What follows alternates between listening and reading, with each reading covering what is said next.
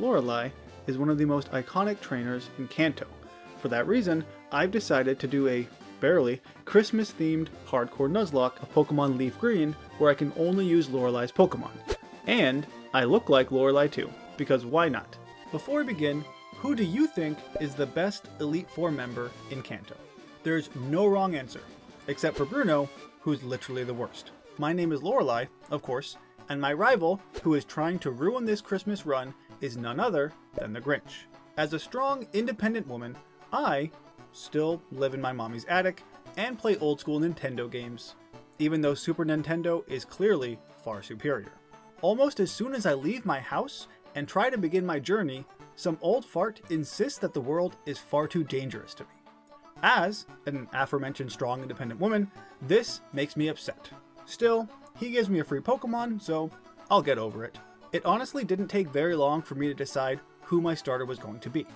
After all, Lorelei and Lapras go together like Santa and his reindeer. Both are exploited as mere methods of transportation. Anyway, I name her Rory, and the Grinch wastes no time in trying to destroy Christmas. As you can tell, I'm no pixel artist, so let's just ignore that ugly back sprite, huh? And believe it or not, his Bulbasaur actually gets decently close to taking me out. Water Gun just doesn't do anything here.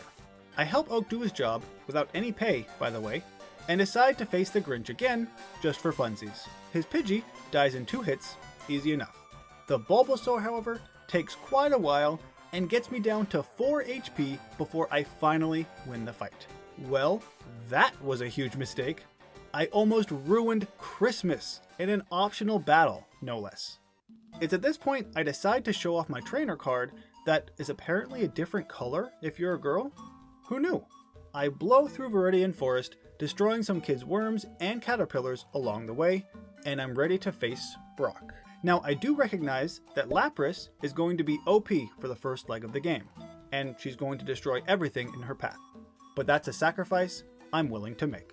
Brock's Geodude, for example, dies in a single water gun. The Rock Snake outspeeds me. I still don't get how he's so fast, but also dies to a water gun. That was, without a doubt, the easiest first gym in a Nuzlocke run I've had in who knows how long. With the first gym down, it's time to get a second Pokemon. Effectively, what I'm doing is after every gym battle, I will randomly get one of Lorelei's Pokemon, because the majority of them aren't really found until later in the game. So, I created a Poke Wheel to make it random.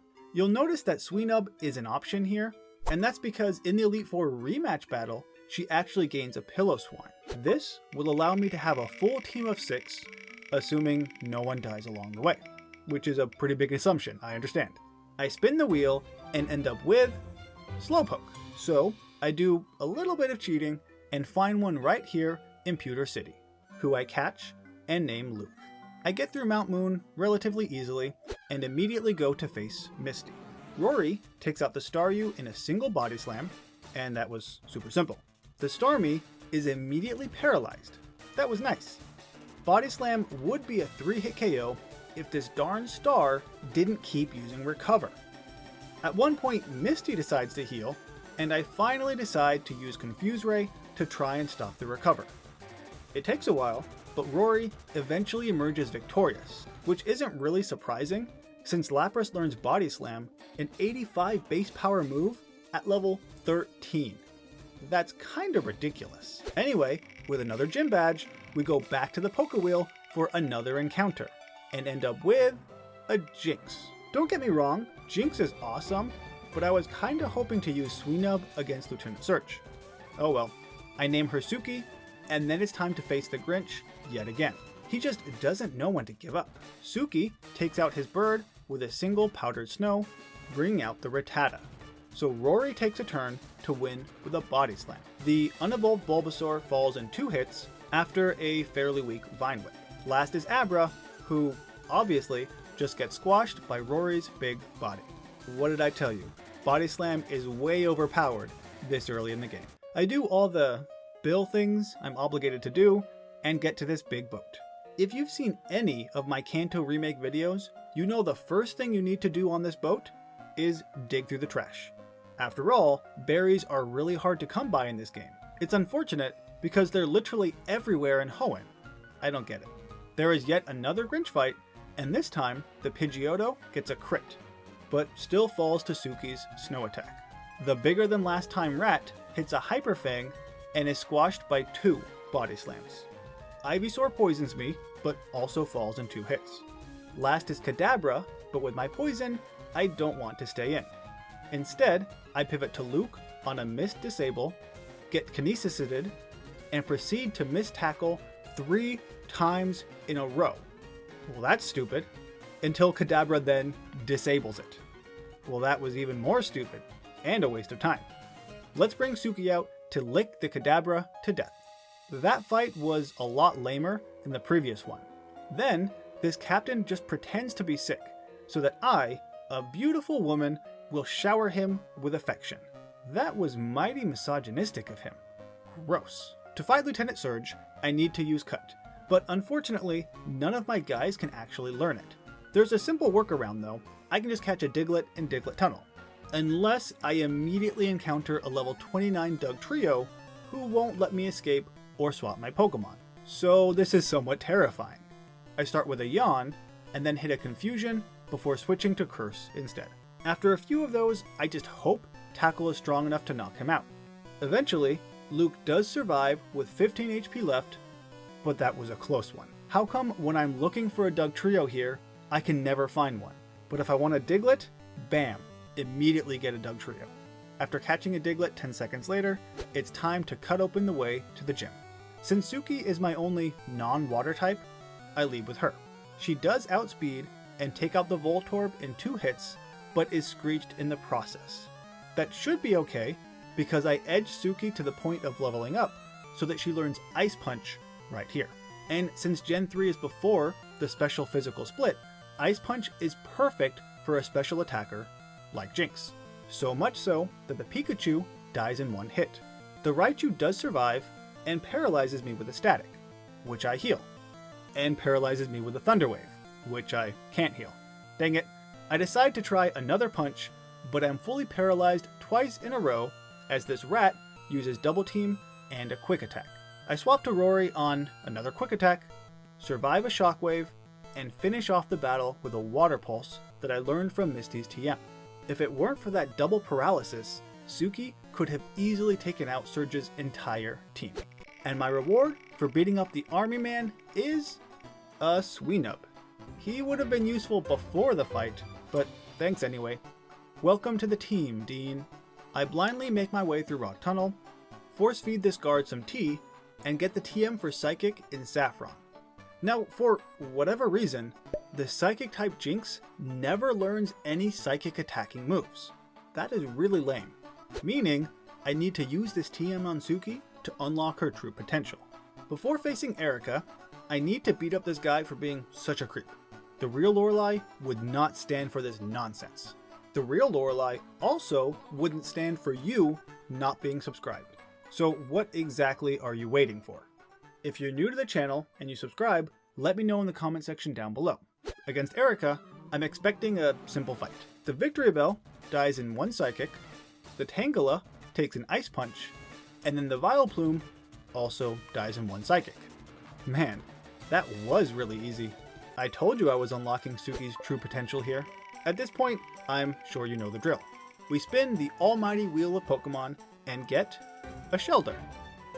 Since I'm still in Celadon, I can buy a conveniently placed Waterstone to evolve Kirk the Shelter as soon as he learns Protect.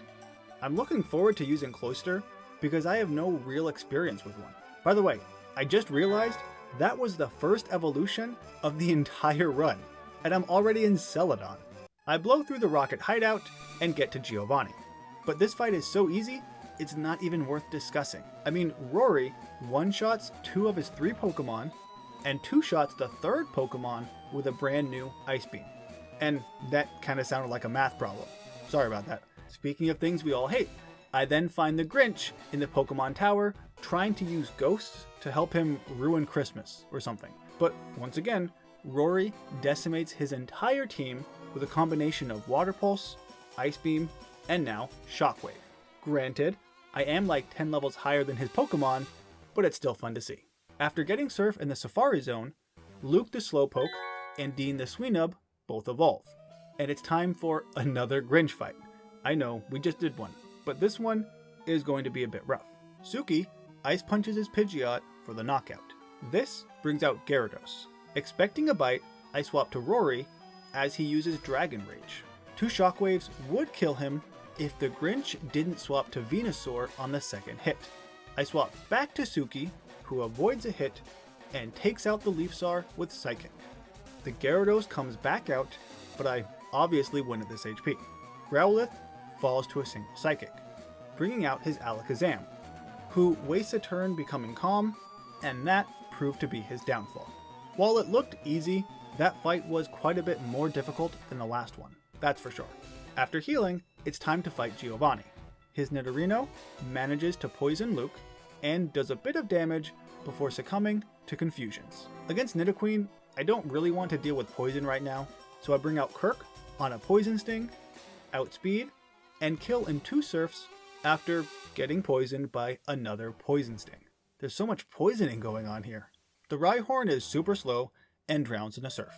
Anticipating a fake out here, I use Protect as the Kangaskhan uses Rage. Okay, out comes Pillow on a Mega Punch, of course. After 2 digs and 2 Tail Whips, I need to swap, bringing out Rory, who outspeeds to win with a Surf. That was also a bit harder than last time, but aside from the poison, wasn't all that bad, I suppose. And now, it's time for Sabrina. I feel like we haven't fought a gym in quite a while. I lead with Luke to set up a single curse as the Kadabra Future Sights, and then saves himself with a Reflect, making Headbutt a now 2-hit KO. As he falls, and the Moth comes out, I get hit by the now Present Sight, but it doesn't do too much. The Moth crits me, and almost dies to confusion, but not quite. Sabrina wastes the next few turns healing as the Reflect wears off. That was actually mighty nice of her. The Mr. Mime tries to calm himself in the face of immediate death and survives a Headbutt. Luke does take him out next turn though. I don't want to risk dying to this Alakazam, so I pivot to Rory on a few Calm Minds, who paralyzes with Body Slam, gets paralyzed herself, and then wins the match when Sabrina uses a full heal instead of attacking. With 2 Calm Minds though, I might have been in some serious trouble there. Here, I actually forgot to catch another Pokemon. I was just so excited to take down Koga. I considered letting Luke lead the way, but these Coughings are like ticking time bombs, so instead I let Suki come out to Psychic her way through his entire team. And that's all the commentary we need for Koga. After my outstanding victory, we return, for the last time, to the Poke Wheel. I better get somebody good here, and it's another Ice Water Pokemon. Didn't see all that coming, did you? Sorry, that was lame. As a punishment for my joke, I travel to the Seafoam Islands to find a seal in its natural habitat. This is the only real encounter, you could say, I've had this entire run. After the super exciting 5 minutes that is the Poke Mansion, it's time for gym number 7. I start with Kirk, the Jolly Cluster, who is surprisingly fast, actually. So much so that he not only outspeeds and one-shots the Growlithe, he does the same for the Fire Horse, and then even for the bigger Fire Horse. That's impressive. The bigger Fire Dog, though, is another story. Even a Mystic Water boosted Surf isn't a guaranteed kill, and a Fire Blast could easily take me out. So, out comes Luke the Slowbro to tank a Fire Blast and a Bite that did a bit more than I thought it would, but wins the match with 1 more Surf. As much as I'd like to celebrate this victory with another encounter, Lorelei is all tapped out. Her sleigh only has room for 6, so this is the team. Because Kirk did such a good job in the last fight, I decided to make him do it again. Giovanni's first Rhyhorn falls to Surf, no surprise there. The second, very slightly stronger Rhyhorn also falls to a Surf, still no surprise. Both the Queen and the King fall to 1 Surf apiece, which is a little bit surprising, I suppose. And then, this freaking shell with no legs and no other way to propel it forward that I can see at least, outspeeds and takes out the Dugtrio. Man, that was easy. Cloyster is good people. With 8 badges in tow, my last goal is to become champion of Kanto. and overcome the rest of the lowly Elite Four, because that's the only way to save Christmas. But, as you might expect, Grinch doesn't like that plan, so he's here to stop me. Again, Rory is outsped by the Pidgeot, but knocks it out with a single beam of ice. This baits out Rhyhorn, who has a Rock Blast that he never gets to use. The Venusaur threatens with a Razor Leaf, so out comes Suki, who avoids it like a boss, but fails to get the kill with an Ice Beam. Huh, that was not supposed to happen. If Venusaur had hit the first Razor Leaf, or if either had crit, Suki would have been toast. Suki baits out a Growlithe, but I can outspeed and win with a Psychic. For the Gyarados, I want to use Kirk's superior defenses, and am promptly hit by a Hydro Pump. That's not what I expected either. Still, Ice Beam is a 2-hit KO, unless I get really unlucky, again, and have to tank a rain-powered Hydro Pump. Man, my calculations are so off in this fight. Last is the Alakazam, who Luke can take, unless I accidentally use Psychic instead of a Surf. And now the rain is gone. Just perfect. Even with that mishap, a couple of headbutts later, and we defeated the Grinch yet again. Though I don't feel super proud of myself, because that was rough. This late in the game, I shouldn't have been so off with my calculations, because I could have lost the entire run. As if that weren't enough, these guards then try to block my path. How do they not recognize me as a member of the Elite Four? I mean, there's only 4 of us. There's not that many people to recognize. I do the Victory Road stuff, blah blah blah, not super important. What is important is how much better Lorelei looks in black. Just look at that loser wearing gray. She's such an imposter. Her front sprite, though, does look a lot better than my back sprite. I'll admit it. Since Lapras can learn Thunderbolt, I'm not expecting a difficult fight here. The duplicate Dugong takes 2 hits, but just uses a Safeguard in the meantime. The clone Cloyster has really good defense, but not so good special defense. 1 Thunderbolt is more than enough. The similar Slowbro survives the first hit, forgets where she is, and is zapped again. The facsimile female Jinx, that was a bit of a stretch, huh? Tries to kiss me goodnight, but Rory is not sleepy. Jinx misses next turn and falls to a second body slam. Even asleep, that Faker couldn't really have done any damage to me, so I wasn't concerned. And now it's the moment you've all been waiting for. The Battle of the Lapras is. But Rory, aka real Lapras, takes out her likeness with an awesome critical hit Thunderbolt. How do you like them, Thunder Apples, fake Lorelei? I have now redeemed my rightful place in the circle of the Elite Four. But I'm not satisfied with this. Since I plan on using a lot of Suki in the upcoming fights, I decide to give some other Pokemon time to shine. Anybody on my team could take out his first Onix, so that's not a real challenge. Against Hitmonchan, I decide to leave Kirk in because of his awesome defenses, and I take out the Chan in 2 Surfs. Against Lee, I pivot to Luke on a Brick Break, take a Mega Kick, and respond with a Psychic. This brings out Onix, which sucks because I was hoping for Machamp, even though I knew it wasn't going to be him. Luke can obviously take the Onix, but loses precious HP in the process. Last is the Machamp, who sets up a Bulk Up. That's fine, actually, until he survives a Psychic. That is not fine, actually. Very much not fine. I look at my team and consider swapping, but almost everybody else takes double damage from fighting, so that is not going to work. I may have to sacrifice Luke here. Machamp uses Cross Chop that doesn't get the crit, and I finish off the job with a Psychic. Oh boy, that was close. Against Agatha, Suki's reign of terror begins. Her Gengar goes down in 1 Psychic. The Golbat follows suit, as does the Arbok. If you're thinking things look too easy right now, you'd be right. The level 58 Gengar probably outspeeds, so I bring out Lori on a Shadow Ball that 100% would have killed Suki. Unfortunately, I then fall asleep, because I used my only Chesto Berry in the Lorelei fight. After getting nightmared, I bring out Lane, the Dugong, for the first time in any major battle. She immediately gets poisoned, which is great because now she can't be put to sleep.